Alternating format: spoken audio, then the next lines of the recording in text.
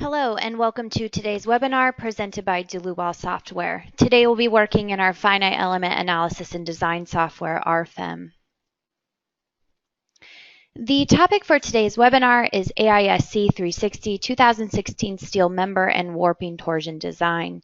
My name is Amy Heilig. I'll be your presenter. I'm the CEO of the U.S. office and also a technical support and sales engineer, and we are located in Philadelphia, Pennsylvania. My colleague Wieland Gotzer will be your moderator, answering any questions you may have. He's a product and customer support engineer located in our Leipzig, Germany office.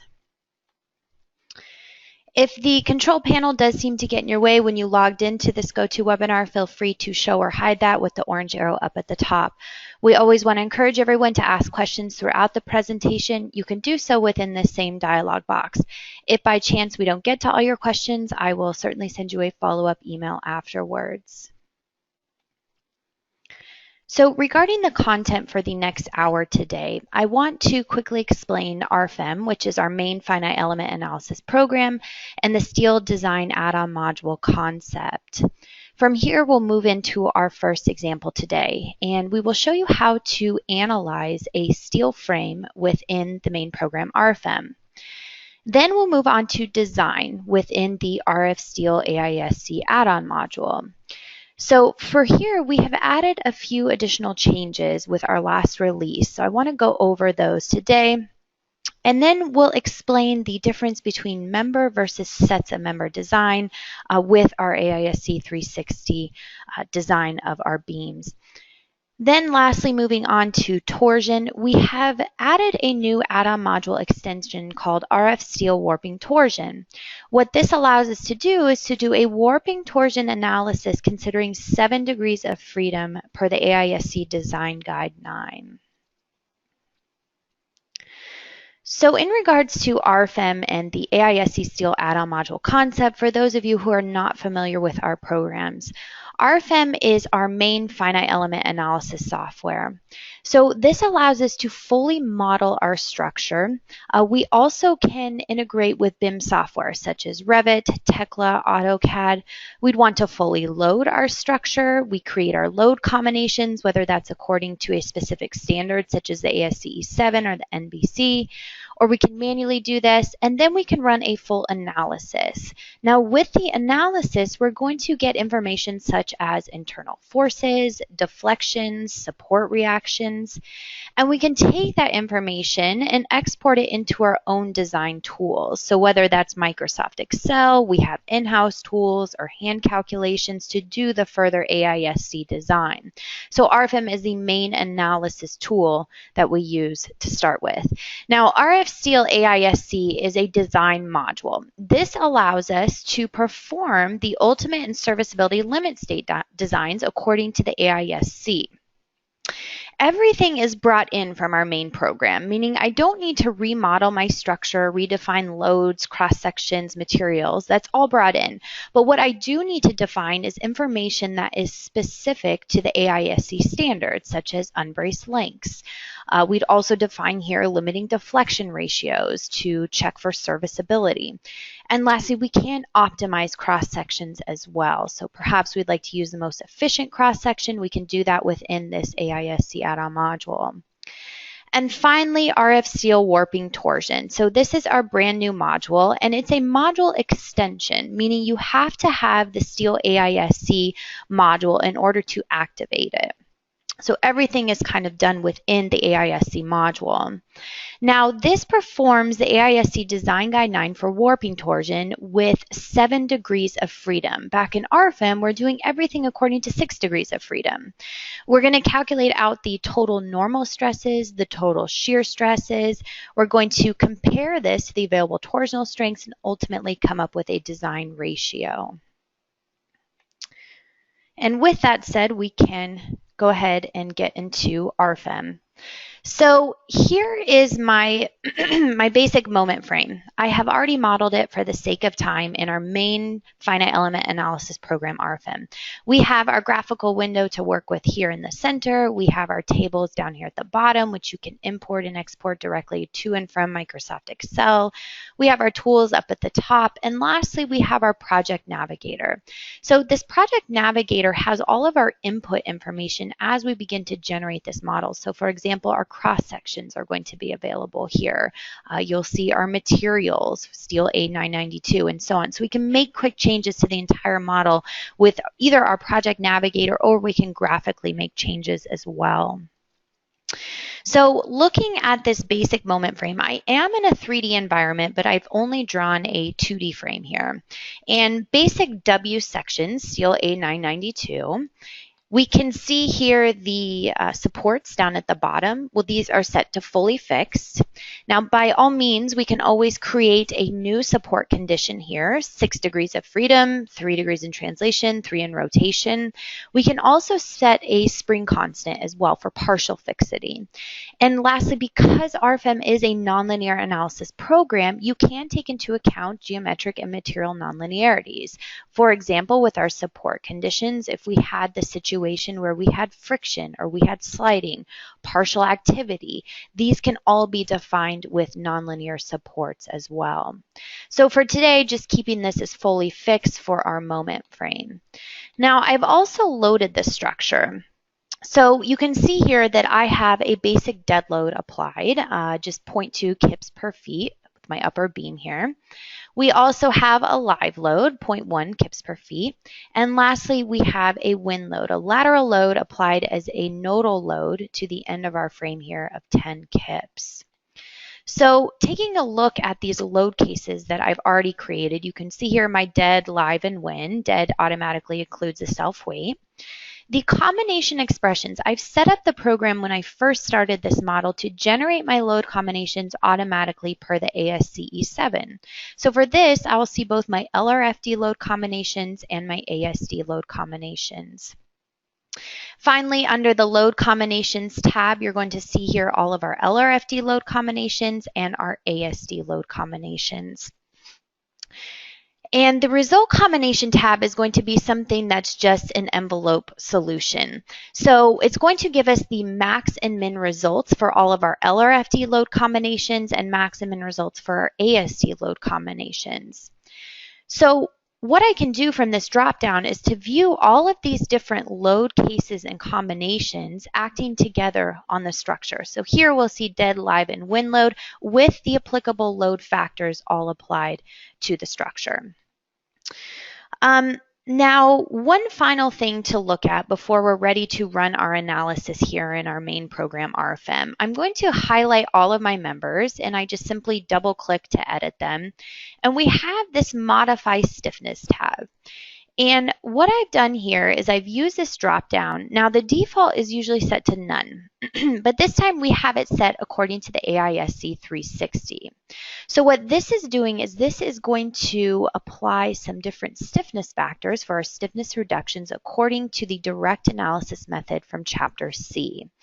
This is in turn with the effective length method from Appendix 7. If you're using the effective length method, you wouldn't want to reduce our stiffness here and modify it in any way. But because we are designing per Chapter C, we'll have the program automatically determine what our tau sub B factor is, as well as our multiplication factors of 0.8 for flexural and axial stiffness.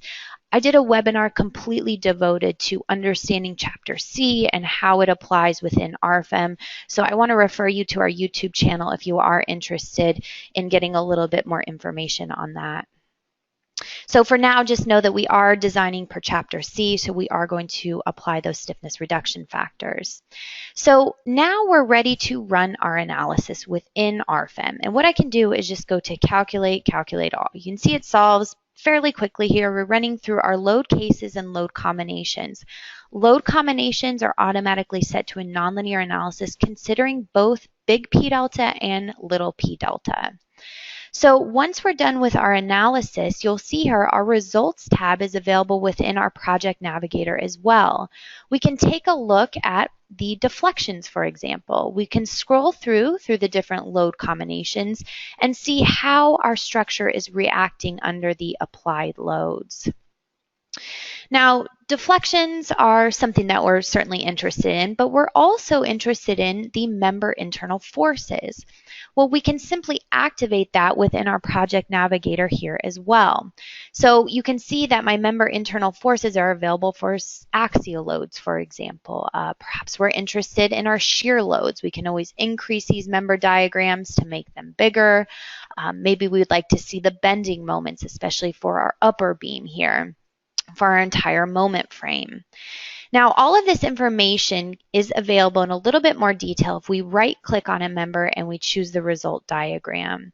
So you can see that with the result diagram, we can turn on and off forces and view it along the member length, all while changing to different load cases and combinations with our scroll bar up at the top.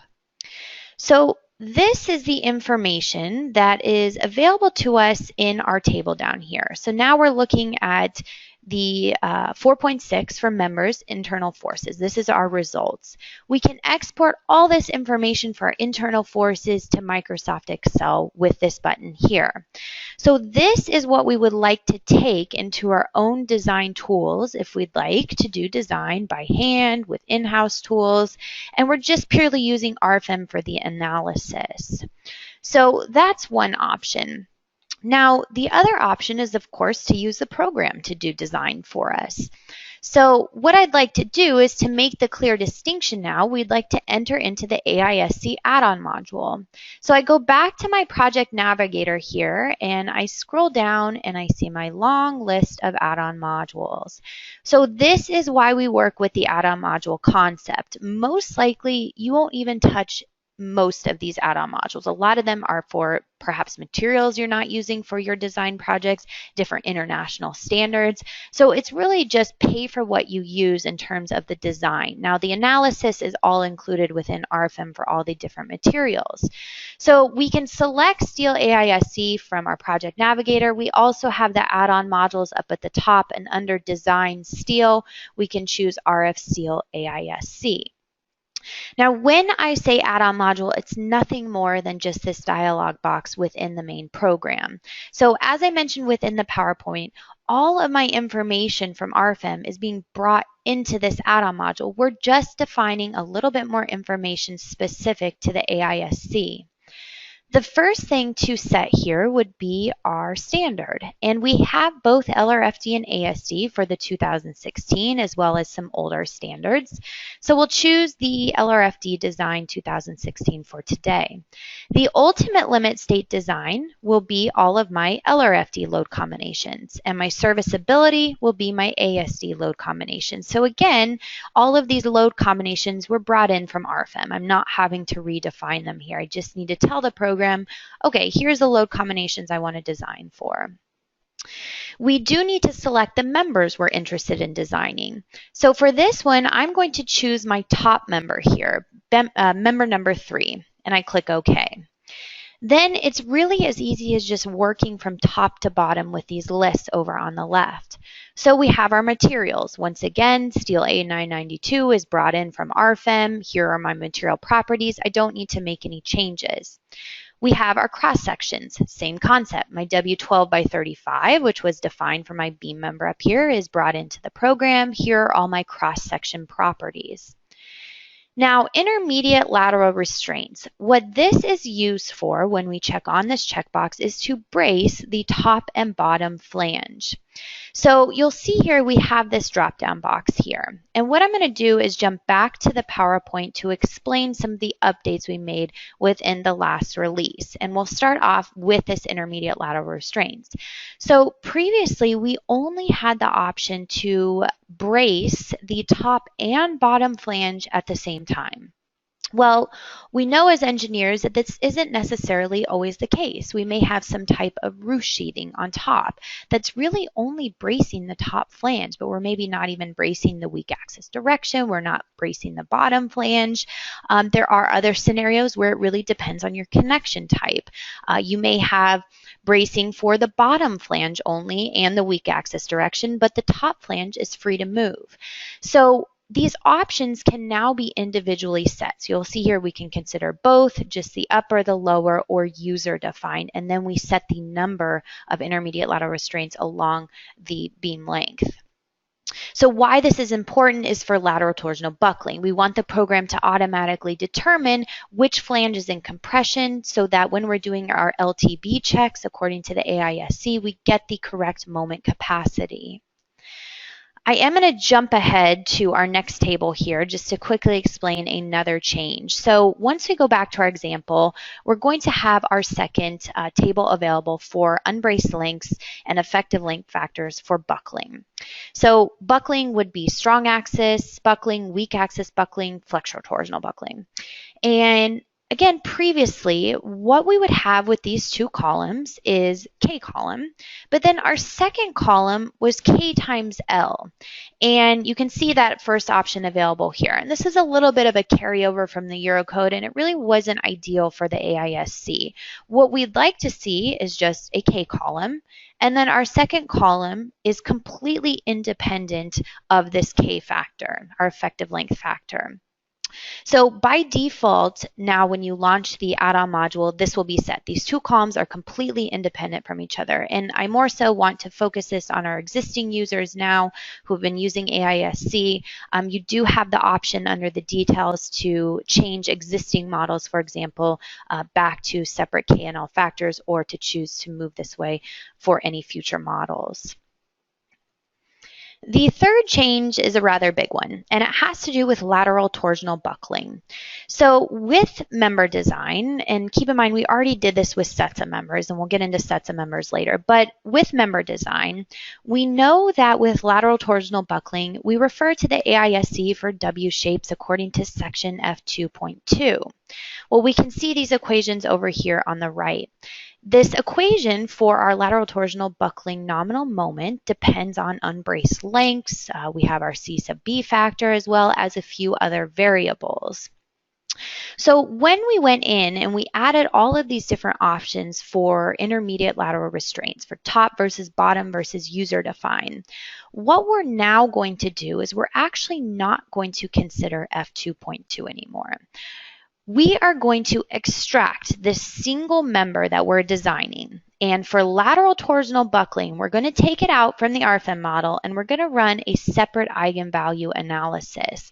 This is an internal planar framework model with 4 degrees of freedom on either side. Now keep in mind, this is not for all the other checks such as shear or anything else. It's only for lateral torsional buckling. So when we get back into our example, what we're going to see in our buckling table is the option for K sub Z, which is effective length factor, or K sub W, which is warping length factor. And you as the user have to define your end constraints for your lateral torsional buckling in order to correctly calculate this eigenvalue analysis. Now, as for what these actually mean, I would suggest to refer to our help file. I just took this screenshot directly from the help file. What you can do is pull that open and to get a little bit more information and familiar with what exactly these settings are. But it does have to do with being restrained with displacement, rotation, and warping, and 4 degrees of freedom on either side. So ultimately, after we set that, what the program will do internally is run this eigenvalue analysis for governing stability conditions, and will eventually come up with a critical load factor, alpha critical, and this will lead us to the elastic critical moment, MCR, so our critical buckling moment. Well, this information is all given in our results for lateral torsional buckling, so you're not going to see section F2.2 anymore for member design, but rather we're going to use a much more theoretical approach to find out what is the exact lateral torsional buckling behavior before we see some type of shape such as this for our beam member. Okay, so jumping back to our example, let's explain that in a little bit more detail. Back to the intermediate lateral restraints, we want to set this to only the upper flange. Let's assume that we have some members framing into my top beam here out of plane that I didn't model in RFM, but I 100% want to take them into consideration for my AISC design because I know I have a higher moment capacity than what I've shown back in the RFM model. So with this, I'm only bracing the upper flange. We're going to assume that maybe the connection type doesn't brace the bottom flange at these points. And we're going to add 3 intermediate points. And you can see here we can turn off this checkbox to view it by feet. So every 10 feet, or you turn it on, you're viewing it by percentage across the entire member. So every 10 feet, we've now added that in. The effective lengths for members. So under the Details tab, we'll see here under Stability, we've added now the additional option here by factor K and member length L. That is just to keep these columns completely independent. Really not too much to think about. It's kind of what we would expect the program to do anyway. Because I am designing per Chapter C, direct analysis method, the code tells us that we can leave our effective length factors equal to 1.0. Now, again, in turn, if I'm designing per the effective length method in Appendix 7, I would want to change these to 0.8, 1.0, 1.2, however I see fit for my particular connections of my member ends. So we have here buckling about the strong axis. We'll leave this as the full member length here, 40 feet, and the program defaults to the full member length.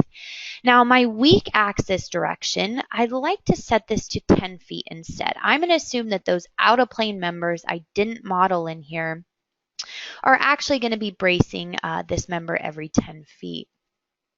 Torsional buckling, we'll set the same concept here, 10 feet. And lastly, we have lateral torsional buckling, and this is exactly what I just showed in the PowerPoint. We have our effective length factor here with our drop down as well as our warping length factor. And again, refer to the help file, which you can access with this question mark down here. We'll bring up the help file. It will tell you exactly what these mean. And once you become familiar with it, you'll be able to set those automatically. Now, the program defaults to 1.0, which assumes everything is restrained except for warping. Warping is free. Moving on to design parameters, these are just a few more variables that are specific to the AISC. We're just going to leave these all as the default values for now. And under serviceability data, you can see here that what we need to choose is the member, reference to member, and we can either graphically choose the member here, number 3, or we can type it into this table. The reference length defaults to the full member length, so 40 feet. If you'd like to override this, you can just use this checkbox and type in here what your reference length is. So the reference length all has to do with our limiting deflection ratio. We can access this under the Details tab, and here is serviceability. You can see that the limiting deflection ratios for simply supported is L over 360, and for cantilevers, it's set at L over 180.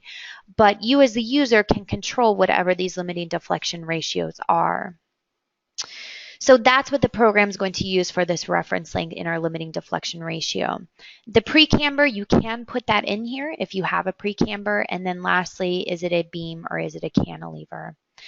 Then we're just simply ready to run the calculation. You can see it solves in a split second because I already have all my internal forces from my analysis within RFM. I'm just bringing those into this add-on module and applying my AISC equations to it. So that's why it solves so quickly. We can immediately jump down to our table design by member. And so we're looking at member number 3 here. And you'll see as I scroll down, as I take a look at these different checks for member number 3, the big red arrow is showing me exactly where my controlling internal force is for that particular member. So you can understand how helpful that would be in a huge model with a lot of members. You're just trying to understand, well, okay, well, which member is failing or passing here and where is it failing or passing? One thing I'd really like to point out, which I think sets us apart from a lot of other programs. We're looking at member number 3 here. You'll notice that we give you the code check for every chapter within the AISC. We're not just filtering it to the max code check. So there's never any question of, okay, well, I think that chapter F should control, but the program's telling me chapter G is controlling. Well, all of that information is given to you here. And even more so, for each one of these checks, all of our variables are listed here that go into those equations, and then we have all of the equation references directly to the AISC standard. So very, very transparent in where all of the numbers are coming from. But I do have some engineers concerned with, well, maybe that's too much information. Well, you can always use your filters here to filter by the max check. And once we hit that button, well, now I can see for member 3, okay, it's actually just serviceability that is giving me my 0.6 code check. But if you are interested in all the rest of the information, that is available. So out of all these sections that we're checking, 0.6 is the controlling one. We have our nice green smiley face here because he's less than 1.0. Now, remember I talked about lateral torsional buckling. So if we choose that option here, according to chapter F, you'll see exactly what I just mentioned in the PowerPoint. We have our required flexural strength. We have the amplifier, which was determined from the eigenvalue analysis. And ultimately, we're coming up with M critical, the elastic critical moment for lateral torsional buckling, 122 kip feet. So what the program's telling me is that this is the absolute max moment that this beam can have before I experience some type of buckling behavior. And we can actually view the mode shape here for that eigenvalue analysis.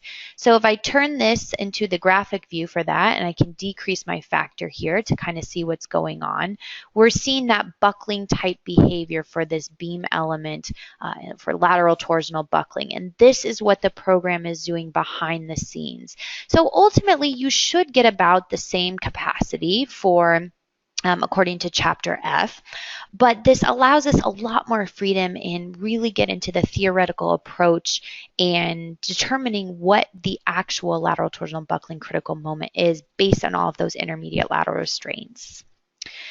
So finally, we can view all this information graphically as well. So I'm technically still within this add-on module AISC. I'm just looking at my results back in RFM, and we can see that from the drop-down box here, RF-STEEL AISC. So right now, I'm viewing my ultimate limit design ratios, and then I can also view my serviceability, which makes sense. We have the highest deflection at the center of our beam. So that really explains the concept of designing a single member or member. Now, what I'd like to explain now is the different concept of sets of members and why sets of members can be extremely beneficial. So if we take a look at our moment frame here, and we decide we'd like to add a roof pitch. Well, what we need to do is to right click on our member, and we need to divide it by so many intermediate nodes. And we'll just choose one intermediate node. We click OK. The program has now created 2 separate members. Well, I can easily grab this node in the middle and drag and drop it to a point a little bit higher up. So now we have this type of roof pitch here for our moment frame.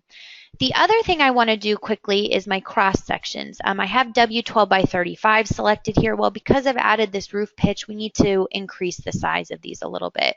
So again, I can just double click in my project navigator and it will change both of these members.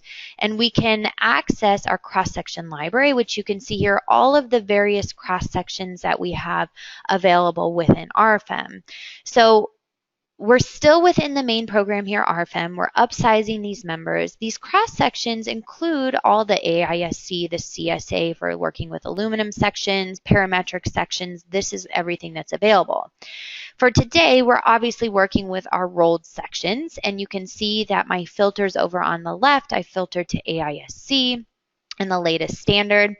And what we would see is our entire list here of W shapes, which come from the standard.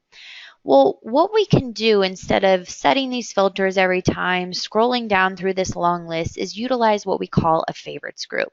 you can activate a favorites group and create as many as you want. And this is beneficial if you have projects that you're just utilizing a handful of cross sections at a time and you want to quickly access them. So for today, these are my sections I'm utilizing for my example. And I want to quickly change these to a W12 by 50. The material is set within the same dialog box. You can see here it's still set to A992. That's fine. And I can click OK. So now we've increased the member size to W12 by 50. Now, when I divided the member, you'll notice that the program automatically understands that the load should be carried over to the second member, even though we changed the pitch here. Everything is accounted for my dead load, live load, and wind load. And we can see those loads acting on our structure here. So with that said, we can go back into our AISC module and we can design an individual member here. We can design this individual member and this individual member, members 3 and 4. But rather, we can also have the option to design this as one continuous member. And that's where we need to generate what's called a set of members. So I hold down my control key to select both of these beams. I right click and I choose the option create sets of members. So now the program recognizes, okay, I need to create a continuous member here. I click OK. And now I can zoom in and I can see that there is a faint dotted line around both of my member elements here. So this is one continuous member within the program that we can actually move to design. Now, the huge advantage of sets of members in the AISC module we'll see in just a minute, but the other is that you can design continuous members not in a straight line, exactly how this is shown. And quite honestly, you could get a little bit more complicated with our continuous member as long as it's all within the same plane. So going back into the STEEL AISC module, we can double click it to access here. So like I mentioned, we can design both members 3 and 4 if we wanted, just by typing those in here. Now we'd have to pay careful attention to unbrace lengths and things like this if this truly is one continuous member. So instead, what I'm going to do is I'm going to clear out my member design, and instead I'm going to type in here set of members 1. We can also choose it graphically within the model. And realistically, a lot of this information isn't changed for my set of members. It's still applicable whether it's member design or set of members. So we have our ultimate limit state design, we have our serviceability, and then I just work down my list. My material, steel A992, my cross section is now my W12 by 50 that was brought in from RFM. Intermediate lateral restraints. You'll see that this is available here, but we still have to define it based on each individual member. So I'm going to assume for my second example here for my moment frame, I actually don't have any restraint for the top and bottom flange. So we're going to leave this completely empty. In the same sense, for my effective lengths for strong, weak, and flexural torsional buckling, I'm going to leave this as the full member length. And you can see the program automatically updates the full member length to 40.45 feet. And even in the weak axis direction, we'll leave this as such. Flexural torsional buckling, same thing. Now, when we move on to lateral torsional buckling, you'll notice that we now lost that KZ and KW factor. So why is that? Well, what the program's doing is we actually need to jump down to nodal support. So it's now added a couple of additional tables here because we're designing with a set of members versus a member. Now, there are some huge advantages to this. So rather than having the program just giving us a few options for how our set of members is going to be restrained for our eigenvalue analysis, which ultimately is used to determine lateral torsional buckling capacity, we now have a lot more options. So again, what the program's doing in the background for lateral torsional buckling, same thing as for members, For sets of members, it's extracting this continuous member here. It's pulling it out of the RFM model completely. And we can take a look at our view here.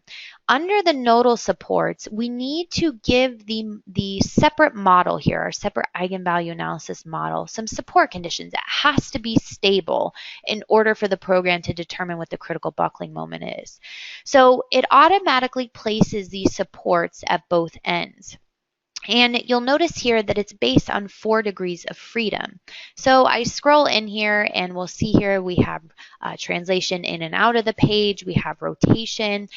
We have additional rotation about our z-axis, which if we scroll back over to the other side, these are x, y, and z prime axes that this is referring to, specific to this separate model. We also have our warping restraint. So what we have with this, of course, is we can set a warping restraint at the member ends, but we also can set spring elements for any one of these 4 degrees of freedom. Where this comes in handy, if we open up this details option here to edit the warp stiffener.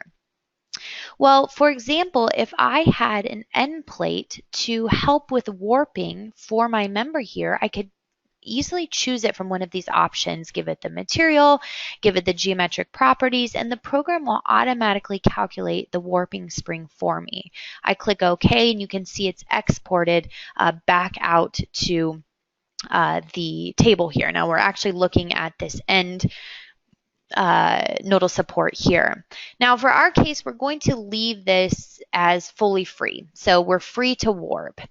But this is what's going on behind the scenes with these degrees of freedom for our eigenvalue analysis. Now again, this is only for lateral torsional buckling. That's all that we're using this for. If we had additional restraints along the member length, let's say we had a beam framing in here out of the page, in and out of the page at the midspan, well, we could easily choose that node here, and we could add additional lateral support perhaps, but maybe we're free to rotate. So you can see that additional support added in here. Now we don't have that for our scenario today, but that is an option if you'd like to add it along the continuous member. So you can see how powerful this can be when we have, number one, a continuous member not in a straight line, and number two, when we really want to get into the details for lateral torsional buckling of how this member is restrained or not. Now, the member hinges. The information for our eigenvalue analysis is completely separated out for this continuous member from our RFM model. So you need to tell it if you have any member releases at either end for those 4 degrees of freedom. Now, in our case, we have a moment frame, so everything is fully fixed. But if you did have a release, you would add it into this table here. As far as serviceability data, exact same concept that we saw for members, but this time we need to choose set of members. And we can either graphically select it, or we can just type in 1 into our table. Now, the default length will automatically populate here to the full continuous member length of 40.45. And we're still referring to the limiting deflection ratios under our details tab of L over 360. And then we quickly run our calculation.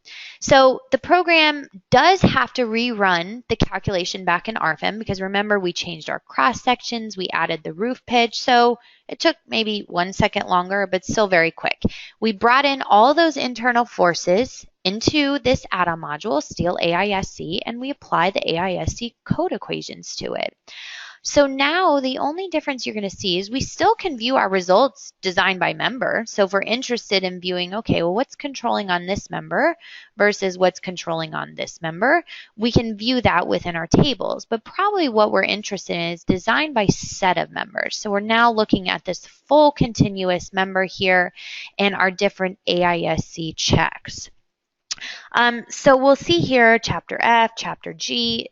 Scrolling down to stability analysis, we can take a look here at the alpha critical for our lateral torsional buckling, which ultimately we come up with M critical, the elastic critical moment for LTB.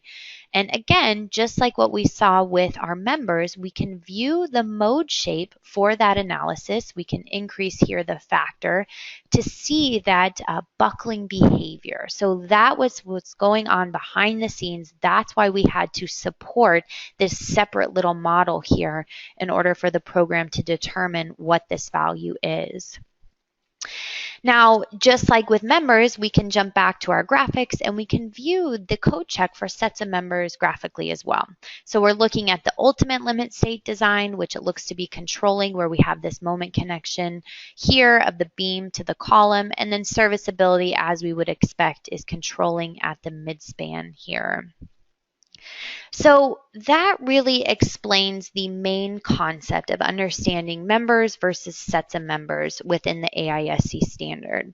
So the next thing we want to move on to is, of course, warping torsion. And with that, I'm going to adjust my model here just a little bit. We're going to go back to, and I'll display my loads just to show you what's going on as I change this frame.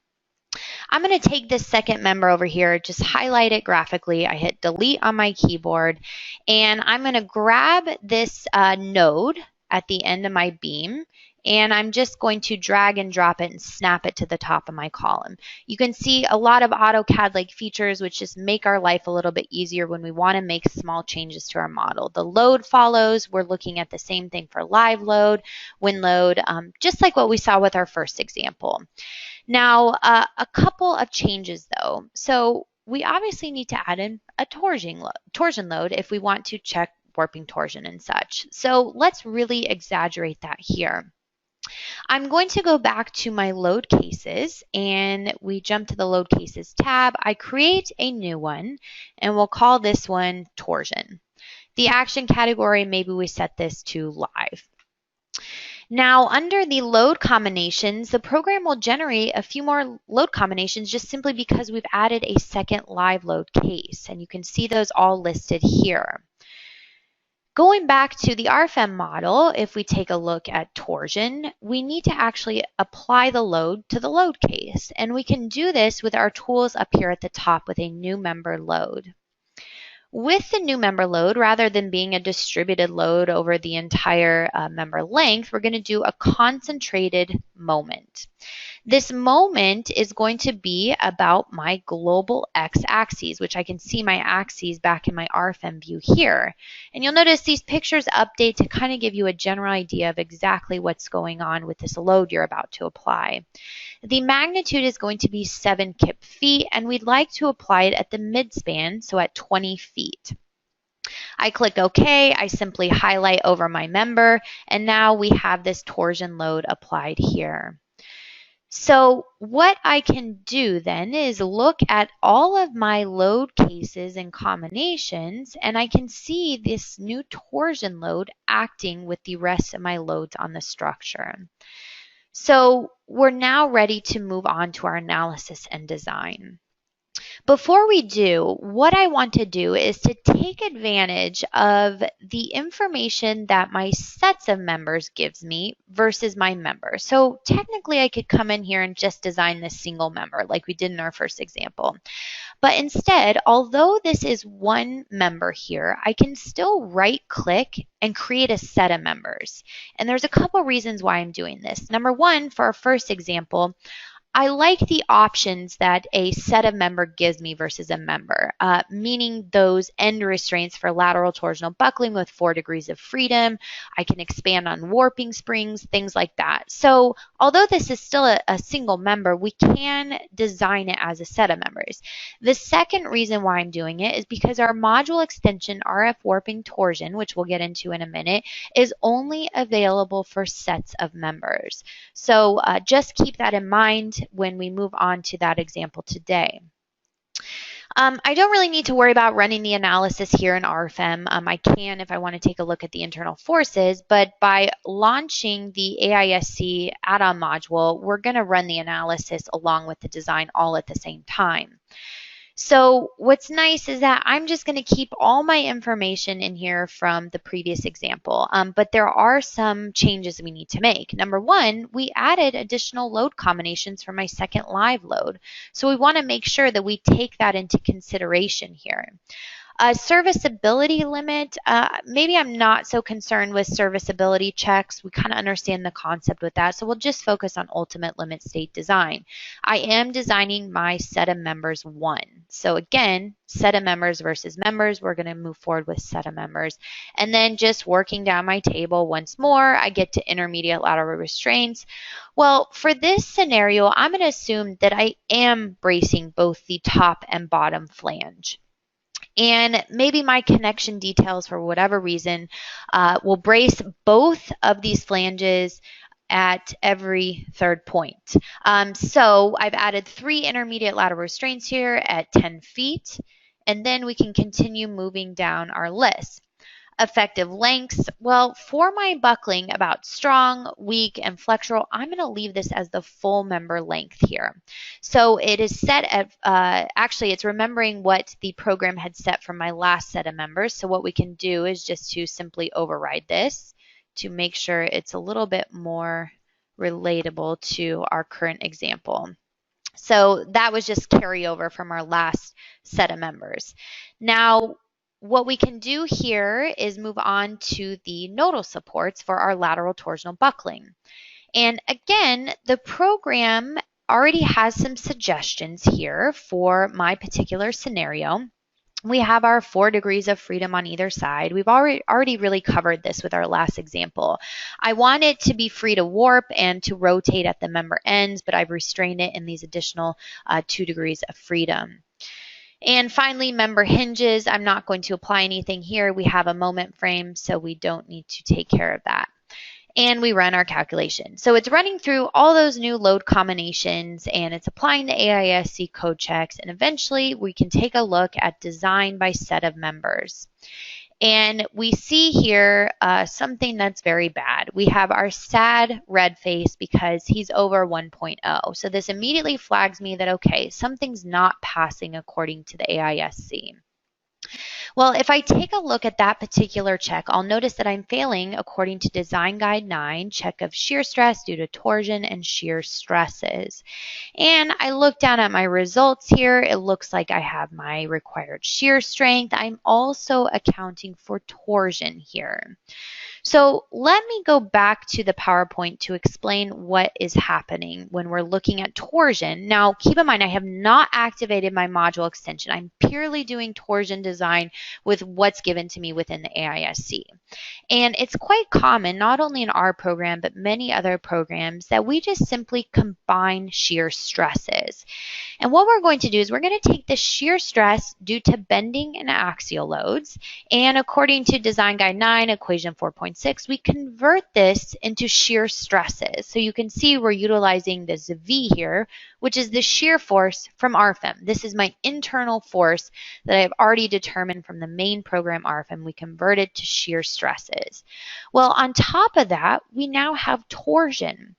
So we're going to utilize St. Venant's torsion and convert our required torsional moment from RFM into shear stresses as well.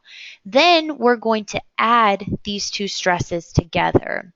And we compare this to the available torsional strength from the AISC. And in our case today, we're failing. In my opinion, this is really just a quick and dirty way to combine torsion along with shear stresses so that we can get some type of design. What I'd like to do is to explain now what we would like to activate with our module extension RF-STEEL Warping Torsion. So we all know from basic FEA that the equation here is K times U equals F, with K being our stiffness matrix, U being the nodal displacement vector, and F being the nodal point load vector. This is what RFM, our main program, is doing. However, this is according to 6 degrees of freedom. This is this case with pretty much all structural analysis software, 6 degrees of freedom. That's what we're used to. Well, with RF-STEEL Warping Torsion, instead, we're going to run a nonlinear warping torsion analysis according to 7 degrees of freedom. So we're going to add in that 7th degree of freedom for warping. Now, what happens here is the exact same thing that we saw for lateral torsional buckling with our members and sets of members. We're going to extract out this set of members from the RFM model, and we're going to recalculate it within this module extension. Now, with that said, in the exact same way I just showed you with sets of members, we have to set a statically determinate model with those nodal constraints and member releases. The difference here, though, is that previously we were working with 4 degrees of freedom on either side. Now we have the full 7 available to us. So the next problem that we're dealing with, though, is that all of my loads and my internal forces back in RFM were determined with 6 degrees of freedom. I can't use those anymore. We can't just easily convert 6 degrees of freedom to 7 and use the same internal forces. So we have to recalculate those as well. And underneath the hood, what the program's doing is applying theoretical calculations to convert the RFM internal forces into new applied loads and to rerun it according to 7 degrees of freedom. And ultimately, we're going to determine those new forces and deformations from the warping torsion analysis. And this is back to basic FEA with the stiffness matrix U and F, but according, again, to 7 degrees of freedom. So it's extremely powerful what we can do all within this add-on module. So the best way to do that is to show you the example here. So we jump back to our add-on module here, RF-STEEL AISC. I'm going to go to File, and we have the option here to copy case. What this is doing, I'm going to rename this to Warping Torsion. And I now have 2 drop-downs here. I can always jump back to that design I just did according to my various code checks from the AISC. But in my second case here, I still wanted to design my sets of members number 1, but under the Details tab, we have Warping Torsion. So if you purchase this module extension, Warping Torsion, you can activate it here. The method of warping analysis can either be according to second order analysis or linear. The load application does not necessarily have to be at the shear center top of the beam. In fact, you can choose any one of these 9 points to apply the load. So we can really get detailed in terms of this warping torsion analysis. So I click OK, and you'll notice here, quite honestly, everything looks the same. So materials, we've been through this, cross sections, we've been through this, intermediate lateral restraints, everything looks the same here. I'm still going to keep this as 3 intermediate restraints for both top and bottom flange. Then we will jump down to the nodal supports. You'll notice that I no longer have the option for the buckling input that we saw with sets of members. That table is completely gone. So jumping down to nodal supports, here is the huge difference. For my end supports here of my extracted set of members into my own little separate model here, I have my 7 degrees of freedom. So this is what warping torsion is allowing us to do. So the program makes some suggestions here on applying our end restraints to our set of members, and perhaps for this nodal constraint over on the right-hand side, I'd like to release my translation in the X direction. I want this to be free to slide at this particular location. Now we do have a moment frame back in RFM, so I'd also like to restrain all of my rotations here in the local X, Y, and Z.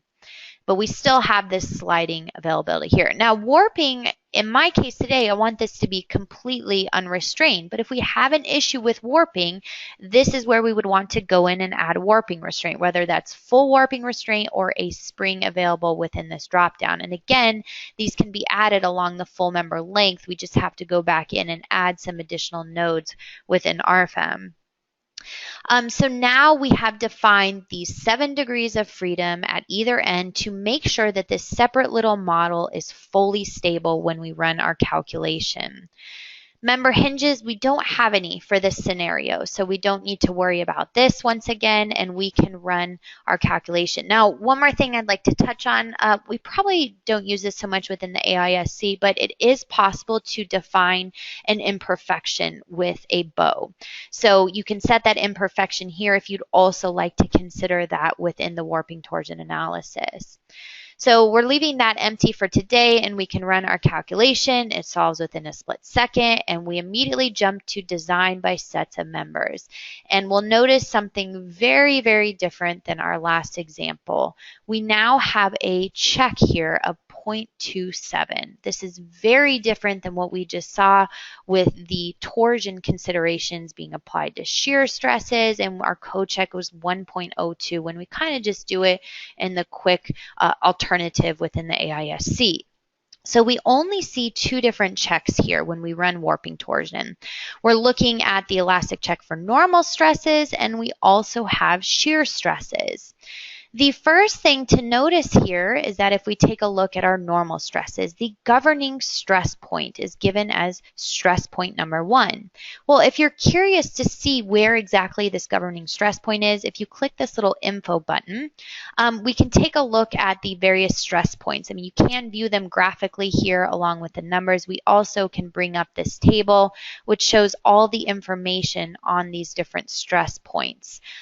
You'll notice that for stress point number 1, well, this is at the tip of our flange. So that's what's controlling for our normal stresses for warping torsion.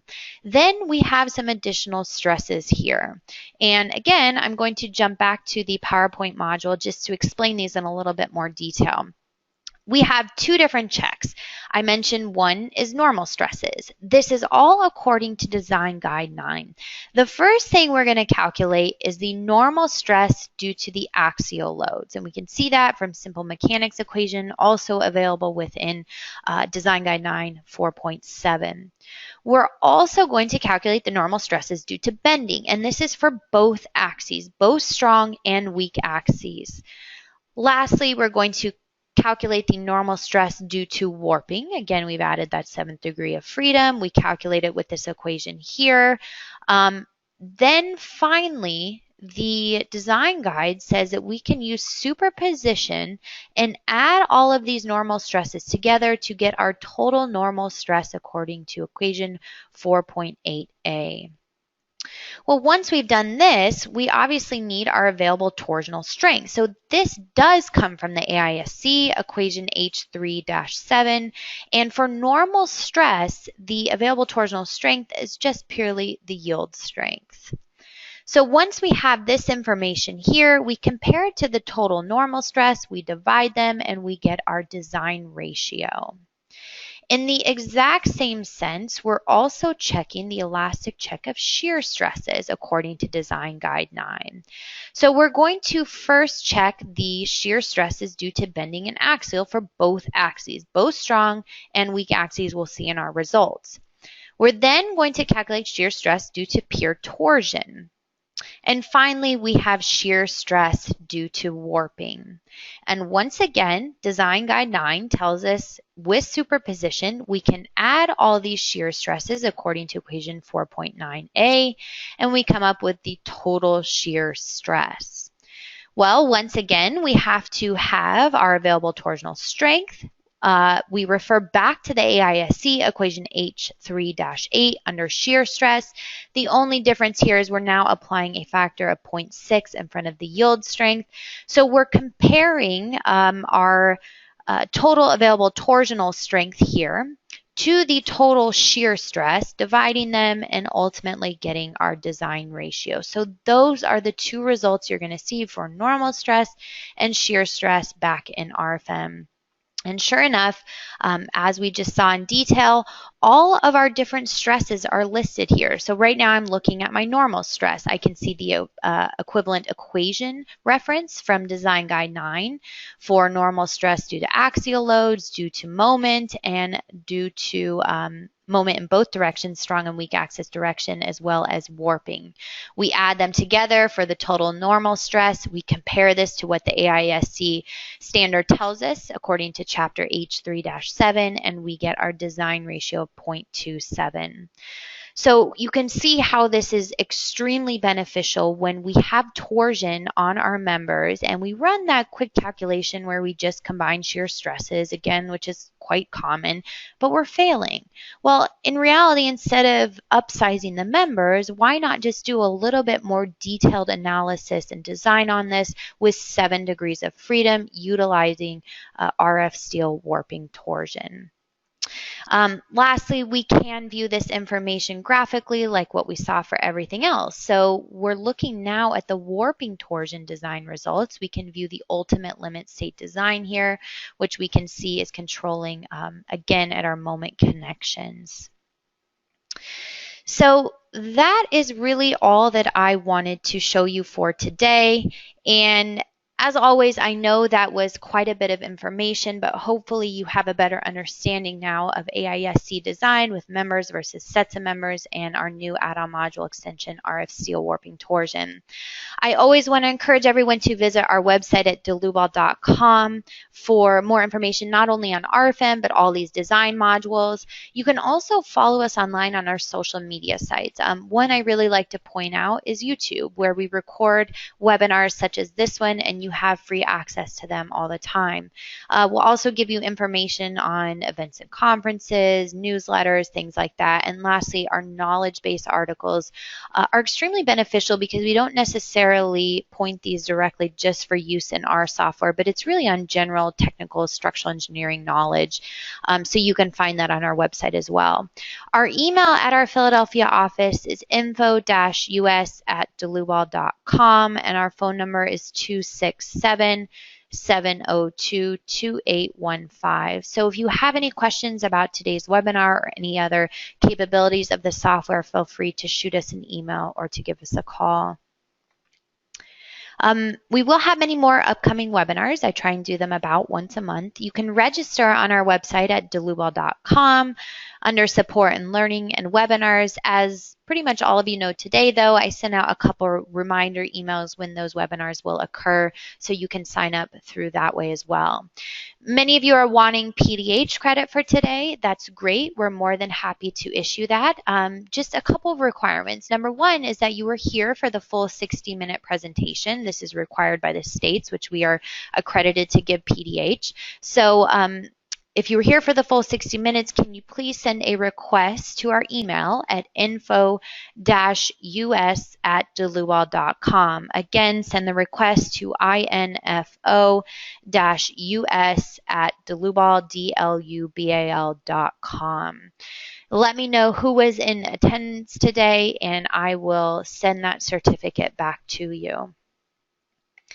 And with that said, I want to thank everyone for attending today's webinar, and as always, we hope to see you at the next one. Thank you.